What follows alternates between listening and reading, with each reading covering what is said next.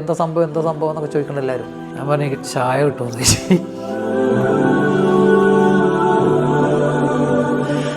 ആടുജീവിതം അത് നജീബിന് മാത്രമല്ല, ഒന്ന് കണ്ണ് തുറന്ന് നോക്കിയാൽ നമുക്ക് ചുറ്റിനും ഉണ്ടാവും അനേകം നജീബുമാർ. അതെ, 1990 മനസ്സ് നിറയെ ഒരു പ്രവാസ ജീവിതത്തിന്റെ സ്വപ്നങ്ങളുമായി കടൽ കടന്ന് GCCയിലെത്തിയ മൊയ്നുദ്ദീന്റെ കഥയാണ് നമ്മൾ ഇന്ന് കാണാൻ പോകുന്നത്. അതായത് നമ്മൾ ഇറാഖ് കുവൈറ്റ് യുദ്ധം കഴിഞ്ഞ്, അപ്പോൾ അതിൻ്റെ മുന്നേ ഞങ്ങൾ വിസ റെഡി ആയതായിരുന്നു. പക്ഷേ യുദ്ധം സ്റ്റാർട്ടായപ്പോൾ അതെല്ലാവരും നിലച്ചല്ലോ, എല്ലാം ടെൻഷനിലാണല്ലോ എല്ലാവരും.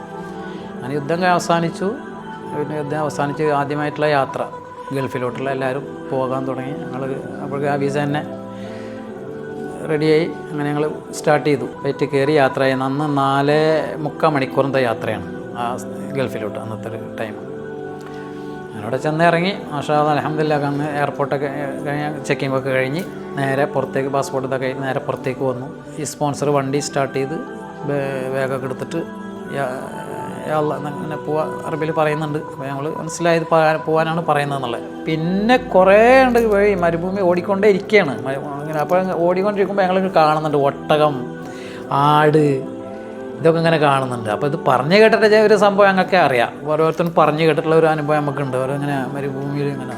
അപ്പോൾ എനിക്ക് മനസ്സിലായി ഇതെന്തോ സംഗതി പെട്ട് എന്നുള്ളത് മനസ്സിലായി. ഈ സാധനം കൊണ്ട് വന്ന ഒട്ടകം, എനിക്ക് പേടി. ഞാൻ അത്രയും ആയിട്ടുള്ള സാധനമല്ലേ ഞാൻ കൊണ്ട് വന്നു. പക്ഷേ ഇത് മഹാഭാവം എന്നുള്ള നമുക്കറിയില്ല. പക്ഷേ ഇതിൻ്റെ ബാക്കിൽ ചെന്ന് നിന്നാൽ വിവരം അറിയും.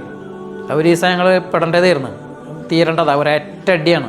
3-ാമത്തെ ദിവസം കഴിഞ്ഞ് 4 കഴിഞ്ഞു, 5 കഴിഞ്ഞു. അപ്പോഴേക്കും ഇങ്ങനെ ഏകദേശം തണുപ്പൊക്കെ ഇങ്ങനെ എടുത്തിട്ട്, അപ്പോൾ ഒരു കോട്ടുണ്ട്, ഒരു വലിയ ഹൈറ്റായിട്ടുള്ള കോട്ടുണ്ട്. ഈ കോട്ടാണ് ഞങ്ങൾക്കുള്ളത്. ഞങ്ങൾ ഏകദേശം ഒരു മെയിൻറ്റ് കൊടുത്തിട്ട് എങ്ങനെ രക്ഷപ്പെടണം, വഴിയില്ല, രക്ഷപ്പെട്ടേ പറ്റുള്ളൂ എന്നുള്ളൊരു ധാരണ വന്നു. പിടിച്ചു കഴിഞ്ഞാൽ പോയി.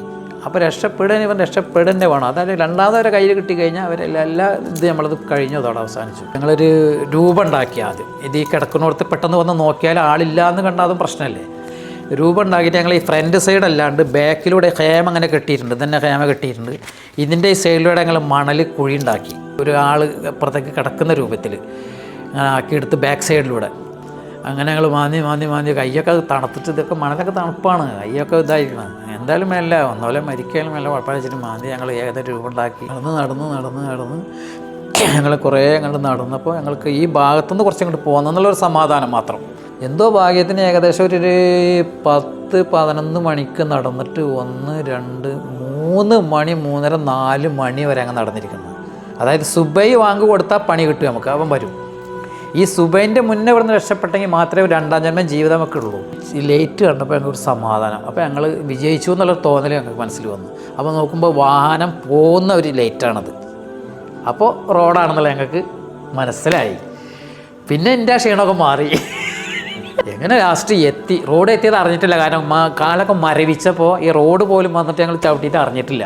റോഡ് എത്തിയതിന് ശേഷം വരുന്ന വാഹനത്തിനൊക്കെ കൈ ഇങ്ങനെ ജീവൻ കിട്ടിയാൽ മതി എന്നുള്ള വേഷനിൽ കൈ കാണിക്കുക. എന്തോ ഭാഗ്യത്തിന് അവരെ കൊണ്ട് സ്ലോ ചെയ്ത്. അപ്പോൾ ഞങ്ങളോട് ചോദിച്ചു മലയാളിയാണോ എന്ന് ചോദിച്ചു. എന്തോ ഭാഗ്യത്തിന് മലയാളിയാണ്. ആ മലയാളിയാണ്. എന്നിട്ട് ഇയാൾ ഡോർ കയറി എന്നറിയാം, പെട്ടെന്ന് കയറിയിട്ട് അതിൻ്റെ ബാക്കിൽ നല്ല സൗകര്യമുള്ള ഒരു വണ്ടിയാണ്. ബാക്കിൽ സ്ഥലം ഒരു കർട്ടനും ഉണ്ട്.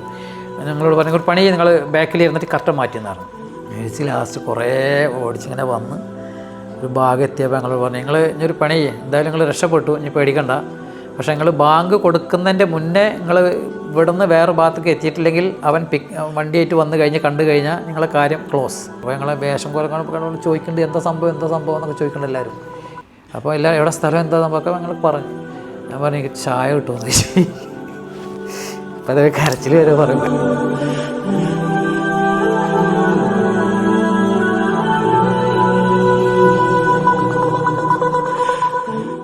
ആ ചായ ദിവസങ്ങൾ കഴിഞ്ഞ് ചായ കുടിക്കണം.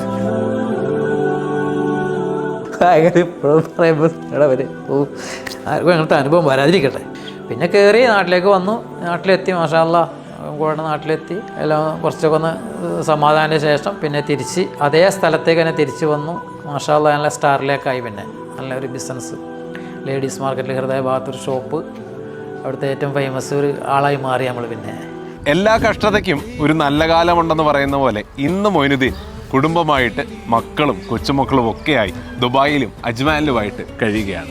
അതെ, ഏകദേശം 30ഓളം സൂപ്പർ മാർക്കറ്റുകൾക്കും ഗ്രോസറികൾക്കും ഹോൾസെയിലിൽ ഫ്രൂട്ട്സ് ആൻഡ് വെജിറ്റബിൾസ് ഡിസ്ട്രിബ്യൂട്ട് ചെയ്യുന്ന ഒരു സക്സസ്ഫുൾ ബിസിനസിൻ്റെ ഉടമ കൂടിയാണ് മൊയ്നുദ്ദീൻ.